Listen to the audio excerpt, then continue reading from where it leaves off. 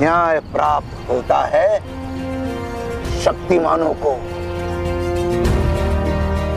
यदि न्याय की आशा है तो अपनी शक्ति का प्रदर्शन करो। किंतु मुझे धनुष उठाने की स्वतंत्रता नहीं ताऊ। किसने स्वतंत्रता पर मर्यादा बांधी है? इन्हीं क्षत्रियों ने जो तुम्हारे पिता की हत्या करने को सच है। उनकी दी हुई मर्यादा का आदर करने का समय है तुम्हारे पास? नहीं ताऊ। तो उठो, मार्ग निर्मित करो, उठो।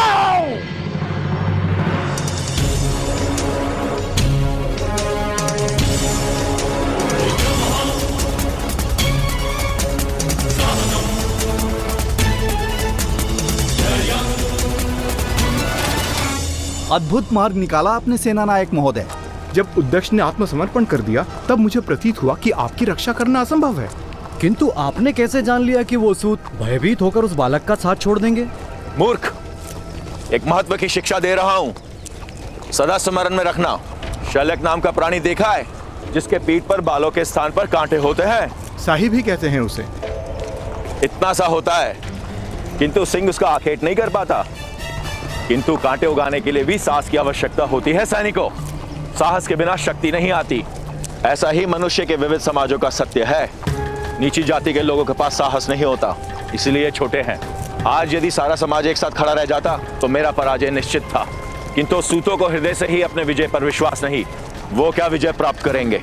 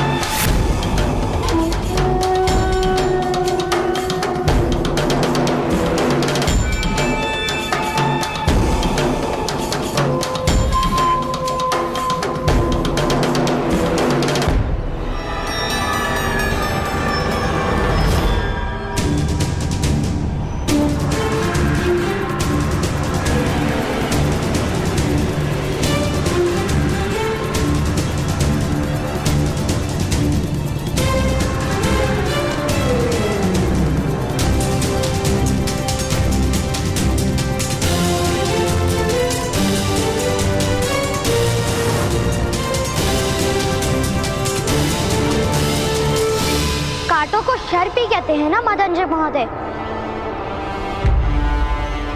लो, मैंने अपने हाथों में शर उठा लिया है आज।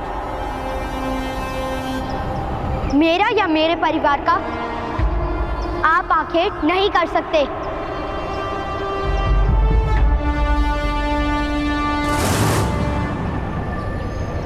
सूतपुत्र, तुमने धनुष उठाने का दुस्साहस किया।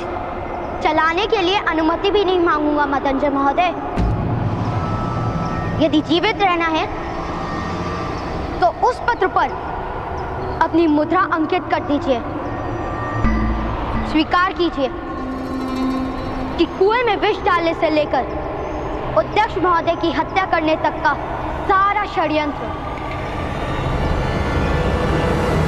आपने रचा था।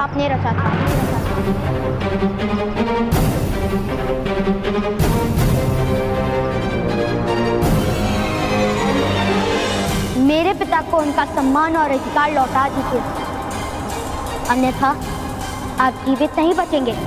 सैनिकों, क्या देख रहे हो? पकड़ लो इस उद्दंड बालक को, मैं इसे अपने हाथों से ही दंड दूंगा।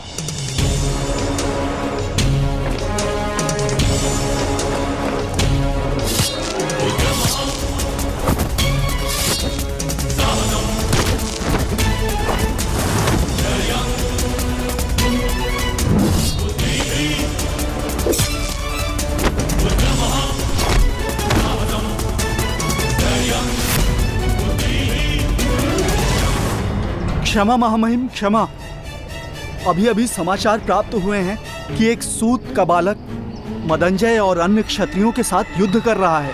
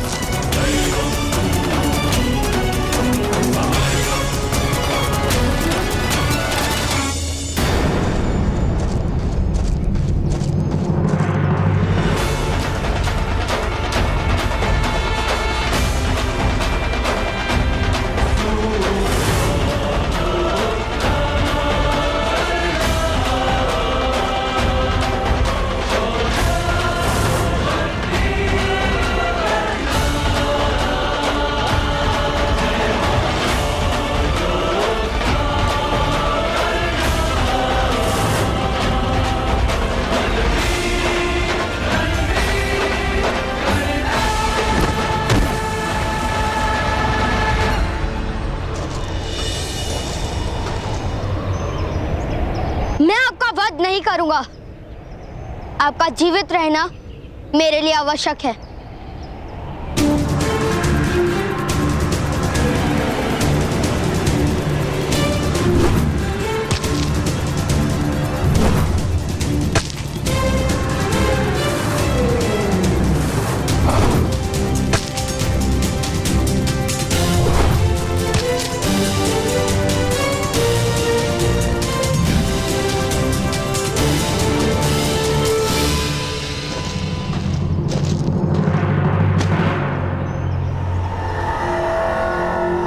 अब भी समय है मदंजर महोदय, अपना अपराध स्वीकार कर लीजिए।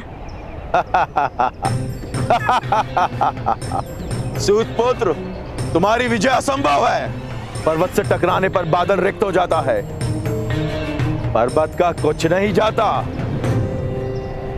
हाँ, मैंने विष का प्रयोग करवाया था,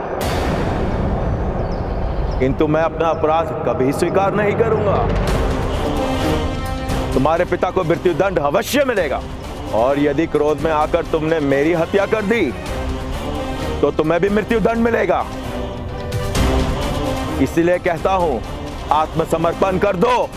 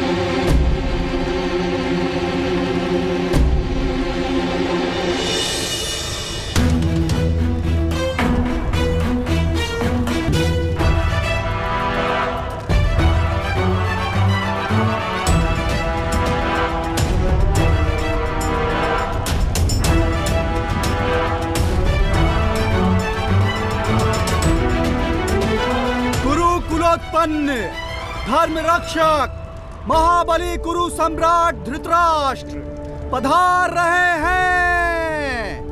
सावधान सावधान सावधान।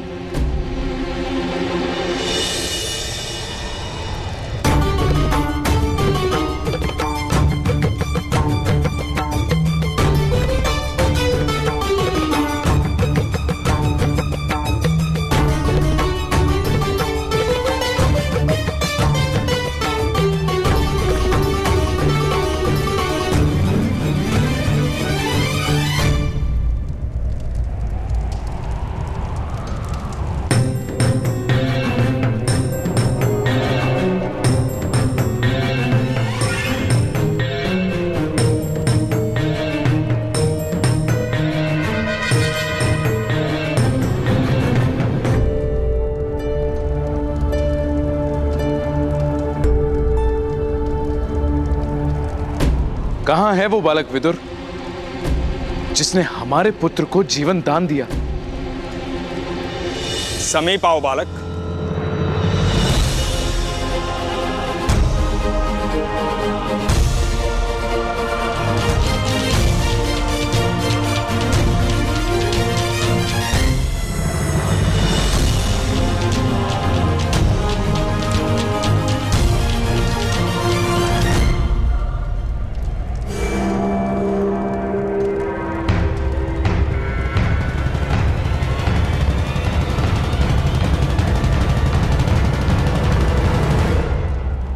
महाराज के सामने हाथ जोड़े जाते हैं।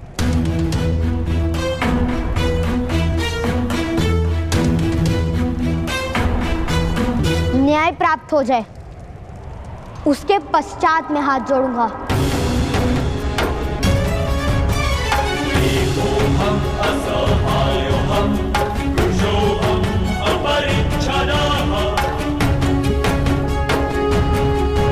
कर्ण, महाराज, ये बालक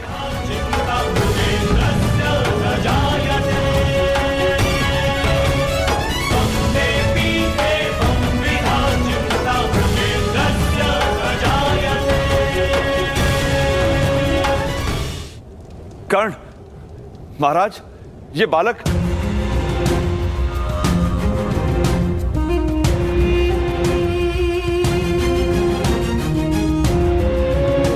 ऐसा क्यों बालक? न्याय यदि दान में प्राप्त होगा तो आप पर लांछन लगेगा महाराज। इसलिए याचना नहीं करूंगा मैं।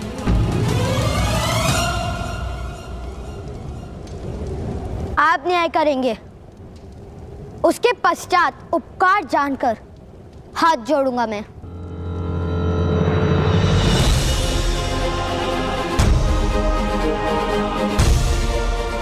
मेरे पिताश्री कहते हैं कि उपकार का कभी विस्मरण नहीं किया जाता।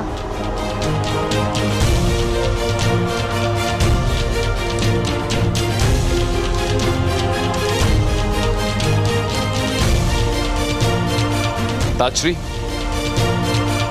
ऐसा अद्भुत बालक है हमारे राज्य में, ये हमारे लिए गर्व का विषय है।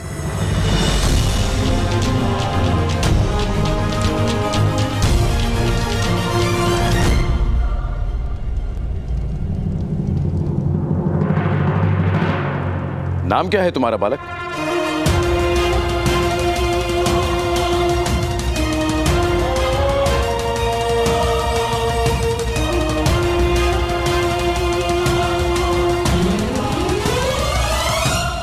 राधे।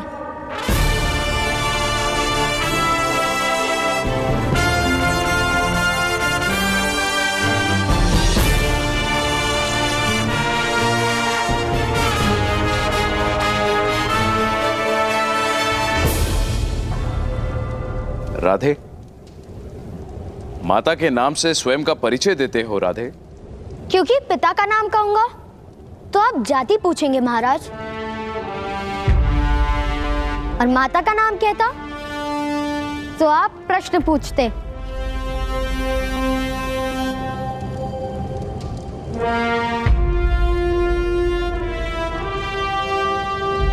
बड़े बुद्धिमान हो राधे।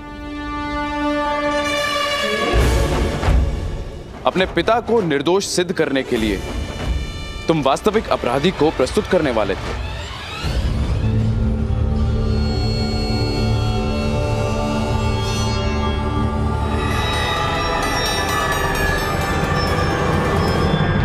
अपराध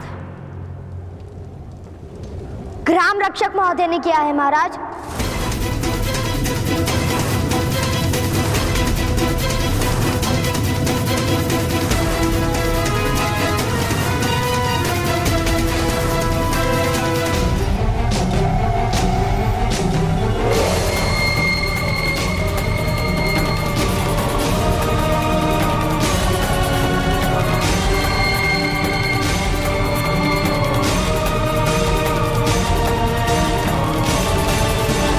सत्य महाराज, एक बालक अपने पिता को निर्दोष माने ये तो स्वाभाविक है। मैं एक क्षत्रिय हूं, सत्ता है मेरे हाथों में, मैं क्यों किसी की हत्या करूंगा भला? तुम्हारे पास कोई ठोस प्रमाण है इस आरोप को सिद्ध करने का? मैं सत्य कहता हूं, सत्य से बड़ा क्या प्रमाण हो सकता है? महाराज, मदन जो यथार्थ कह रहा है। एक शक्तिमान मनुष्य को असत्य बोलने की और गुप्त रूप से हत्या करने की कोई आवश्यकता नहीं। किंतु सारे ग्रामजनों ने सुना था।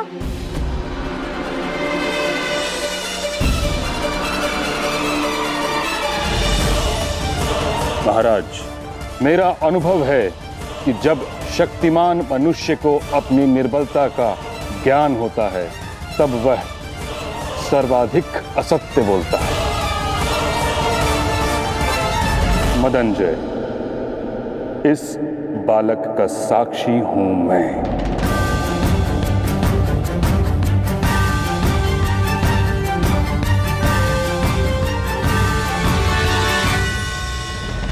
तुम्हारे बंधन काटने से पूर्व मैंने स्वयं तुम्हारे शब्दों में तुम्हें स्वीकार करते हुए सुना है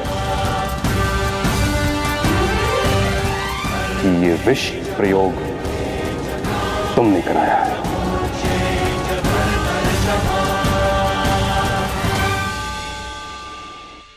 महाराज, महाराज मुझे क्षमा कर दीजिए महाराज। महाराज, स्वयं सर सेनापति ने मदनजय के अपराध में साक्षी दी।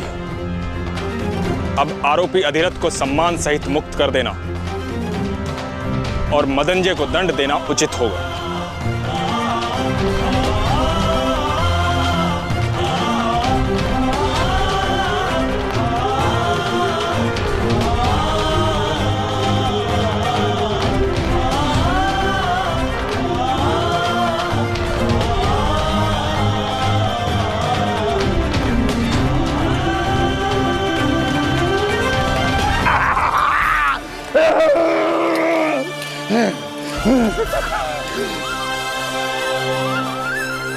तुम्हारे साहस और विश्वास की विजय हुई।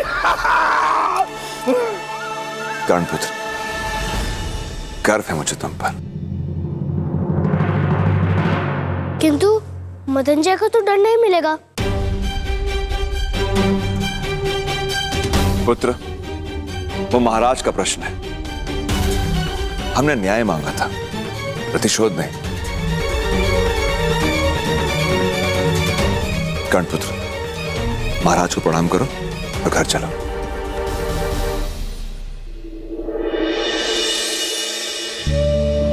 प्रणिपात महाराज।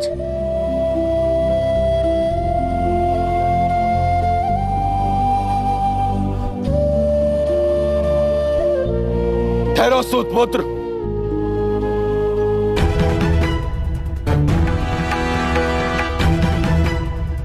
महाराज, एक सूतपुत्र ने शस्त्र उठाया, उसका न्याय कैसे होगा?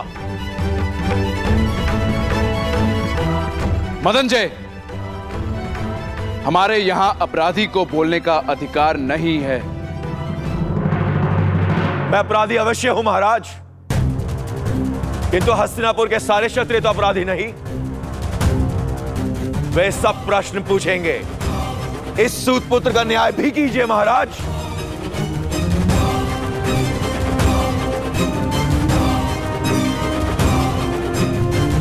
महाराज, सूतपुत्र ने शस्त्र उठाने का अपराध किया है। यदि सारा समाज शस्त्र उठाएगा तो व्यवस्था का क्या होगा? न्याय कीजिए महाराज। न्याय कीजिए महाराज। न्याय कीजिए महाराज। न्याय कीजिए महाराज। न्याय कीजिए महाराज। न्याय कीजिए महाराज। न्याय कीजिए महाराज। राज्य के क्षत्रियों को असंतोष होगा तो राष्ट्र को लाभ नहीं होगा। मौन रहो मदनजय। महाराज को भय दिखाने का साहस मत करो। जब मेरी मृत्यु निश्चित ही है तो भय किस बात का? महाराज, समग्र क्षत्रिय समाज विद्रोह कर देगा।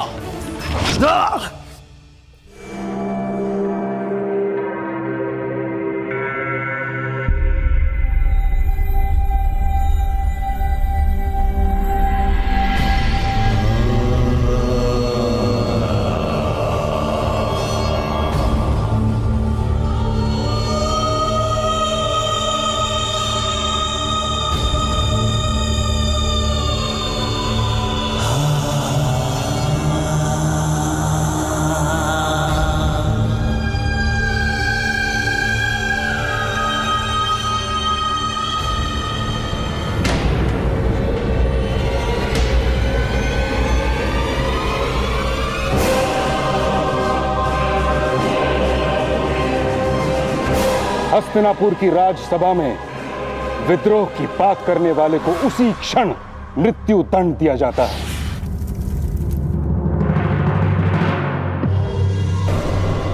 है कोई और क्षत्रिय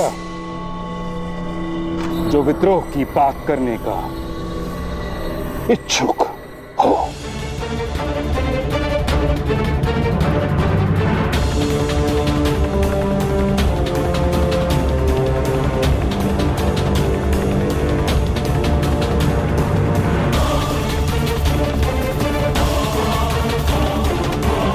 ठहरो सूत अधिरथ।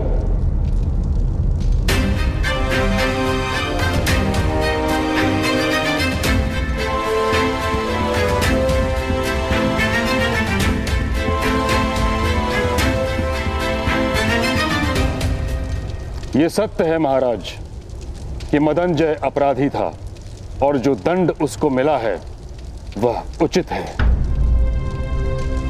सत्य है कि इस बालक ने राज परिवार पर उपकार किया है। यह भी सत्य है कि इसका साहस और आत्मविश्वास अद्भुत है। सत्य के प्रति इसकी निष्ठा और सामर्थ्य पर कोई संदेह नहीं। किंतु महाराज, कि समाज केवल एक व्यक्ति से नहीं बनता। राज्य के सभी मनुष्य को संतोष प्राप्त हो, यह भी तो अनिवार्य है। और यह केवल तभी हो सकता है जब व्यवस्था का पालन हो तथा परंपरा का निर्वाह अनिवार्य है। यदि व्यवस्था टूटती है तो समाज में विद्रोह उत्पन्न होता है और हर प्रकार के विद्रोह को बल से शांत भी तो नहीं किया जा सकता। तात्पर्य तात्श्री? सूत के पुत्र को शस्त्र उठाने का अधिकार नहीं, उसे दंड देना ही होगा।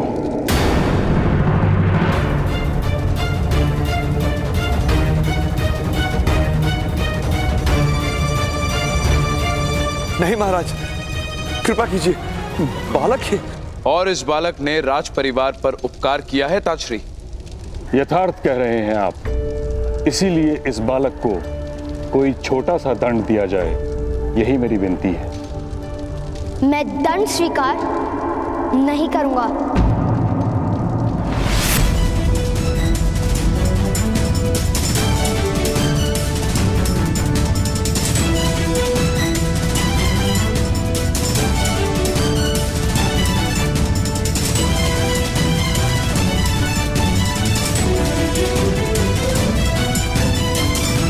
पुत्रकर्ण, मौन रहो। राजसभा में विवाद मत करो। किंतु पिताश्री, यदि आपके साथ अन्याय नहीं हुआ होता तो भ्राताश्री क्यों शस्त्र उठाते? अनिवार्य था शस्त्र उठाना पिताश्री। बालक, न्याय प्राप्त करने का सबको अधिकार है। राज्य की व्यवस्था प्रत्येक व्यक्ति को न्याय प्रदान करती है। राज्य की व्यवस्था से ही अन्याय हो तो अब क्या किया जा सकता है? राजा के हाथों कभी अन्याय नहीं होता राधे। अन्य सब के अन्याय के लिए राजा से याचना करना संभव है, किंतु किसी भी कारणवश व्यवस्था और परंपरा को भंग नहीं किया जा सकता। अन्याय और याचना की व्यवस्था से तो उत्तम है कि ऐसी परंपरा ही ना हो। राधे, क्या कोई दूसरा सूत तुम्हारी भांति शस्त्र धारण करके अपना रक्षण कर सकता है?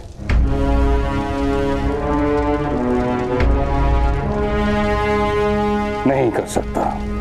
यदि उनको अपनी रक्षा का भार सौंप दिया जाए तो समस्त सूत समाज नष्ट हो जाएगा। उनकी रक्षा कौन करेगा? सूतों को शस्त्र का अधिकार नहीं, इसलिए ज्ञान नहीं। ज्ञान नहीं, इसलिए वे शस्त्र नहीं उठा सकते। और अब आप कह रहे हैं कि उनकी रक्षा किस प्रकार होगी? ज्ञान प्राप्त करने का अधिकार मान लीजिए, अधिकतर सूत भी शस्त्र उठाने लगेंगे। असंभव।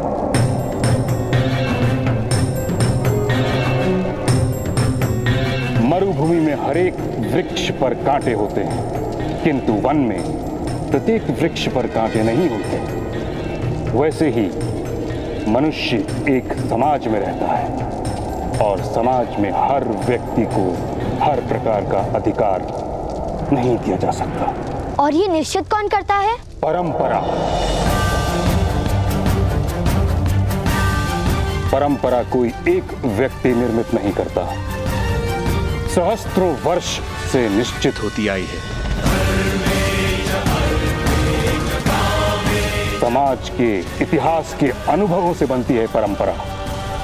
राजा केवल उसका वहन करता है। जब मैं जीवित नहीं था तब किसी ने किस प्रकार जाना होगा कि मैं कौन हूँ, मेरी स्थिति क्या है, मेरी इच्छाएं क्या हैं? उस समय की बनी परंपराओं को मैं आज क्यों स्वीकार करूं?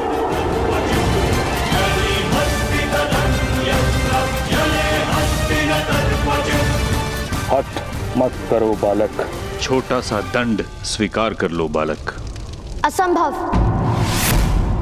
मैं युद्ध करने को सज्ज, मैं युद्ध करने को सज्ज, मैं युद्ध करने को सज्ज, मैं युद्ध करने को सज्ज।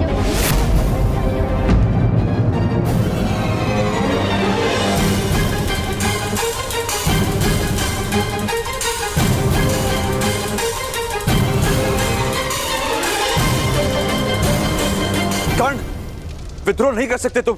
महाराज, महामहिम, महामंत्री, मेरे पुत्र को क्षमा कर दीजिए। इसने विद्रोह किया है महाराज, इसे दंड मिलना चाहिए, मृत्यु दंड। इस सूत के बालक को मृत्यु दंड दीजिए। मृत्यु दंड दीजिए, मृत्यु दंड दीजिए, मृत्यु दंड दीजिए, मृत्यु दंड दीजिए, मृत्यु दंड दीजिए, मृत्यु दंड, मृत्यु दंड दीजिए, मृत्यु दंड दीजिए, मृत्यु दंड दीजिए, मृत्यु दंड दीजिए, मृत्यु दंड दीजिए, मृत्यु दंड, मृत्यु दंड दीजिए, मृत्यु दंड दीजिए। किसी में शक्ति हो तो दीजिए मृत्यु दंड।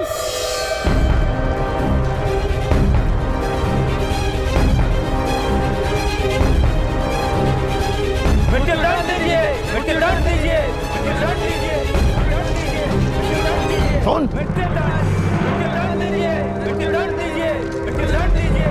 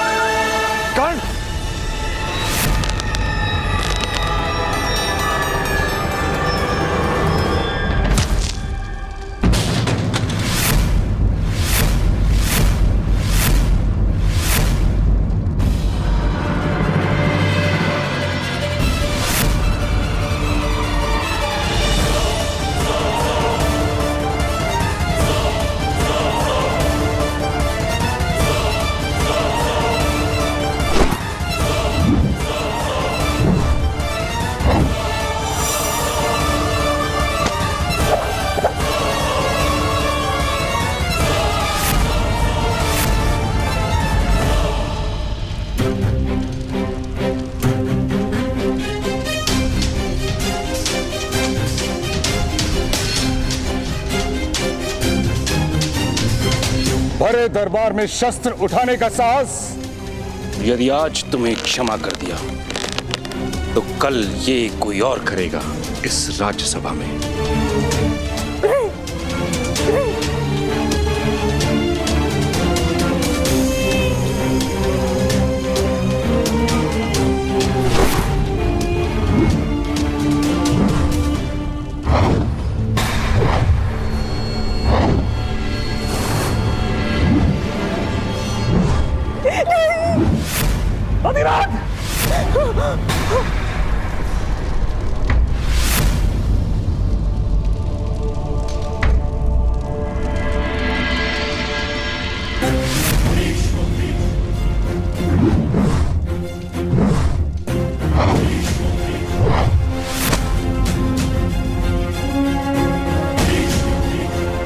तुम्हारे प्राण नहीं लूंगा मैं।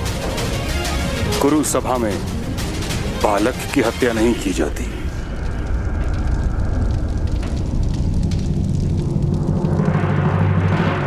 अधिरथ, तुम्हारे पुत्र ने राजसभा में विद्रोह किया है।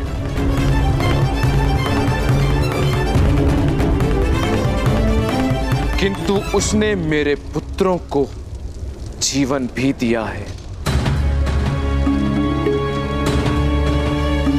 इसीलिए हम तुम्हें केवल इतना ही दंड देते हैं कि आज के बाद तुम्हारा पुत्र कभी भी धनुष नहीं उठाएगा।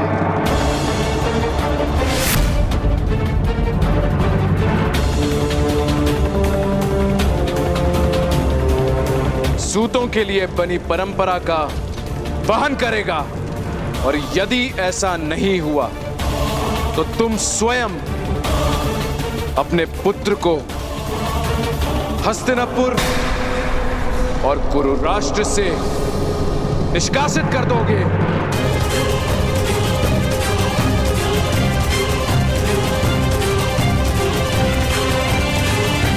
इस समय तुम दोनों मुक्त हो।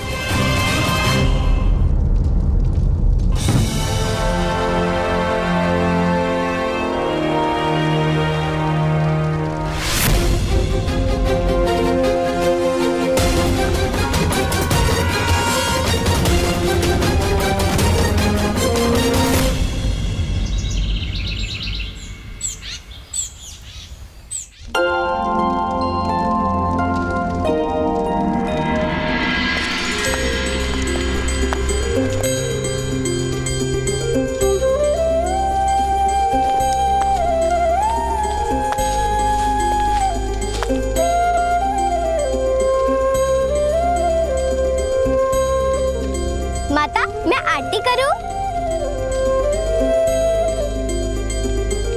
अवश्य वैशाली, तुम्हारा तो सबसे पहले अधिकार है। जब हम बड़ों का विश्वास टूट गया था, तब तुम मित्रों ने ही तो साथ दिया कर्ण का।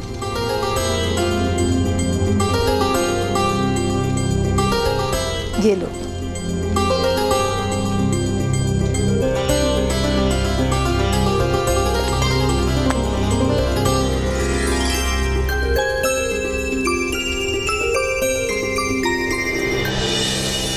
आज के बाद तुम्हारा पुत्र कभी भी धनुष नहीं उठाएगा।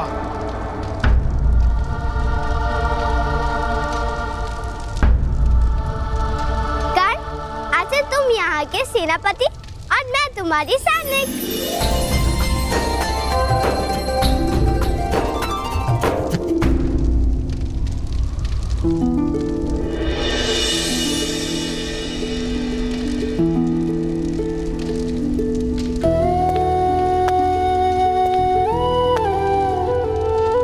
पुत्र कर्ण, मुझे क्षमा कर देना।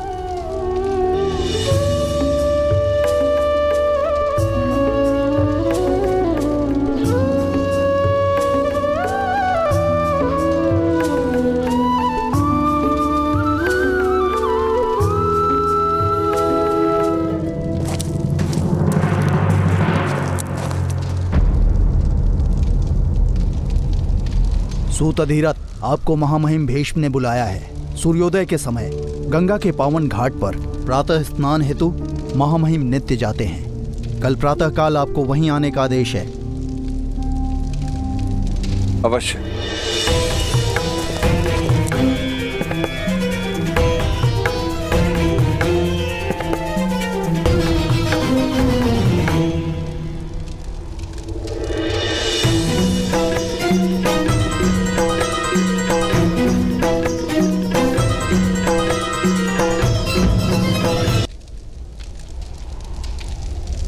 चलो पुत्र, अब आनंद और विश्राम का समय है। बालकों के सम्मान में राधा आज सबको भोज देंगी।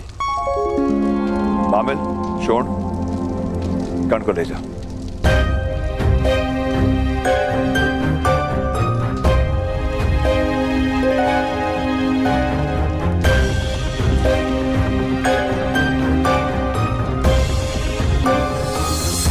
दुख आज अनन्य है अधिरथ। जानता हूं भ्राताश्री, जानता हूं। शाख के जिस स्थान से फूल तोड़ा जाता है उस स्थान से पत्ता या फूल कभी उग नहीं पाता। आज तक बहुतों ने करण से उसका धनुष छीना था, किंतु गुरु सुबह ने उससे उसकी आशा छीन ली। धनुष पे उसका अधिकार ही नहीं, उसका सुख भी उसी में है। और दुखदायक सत्य तो यह है कि कर्ण कभी धनुष उठा नहीं पाएगा।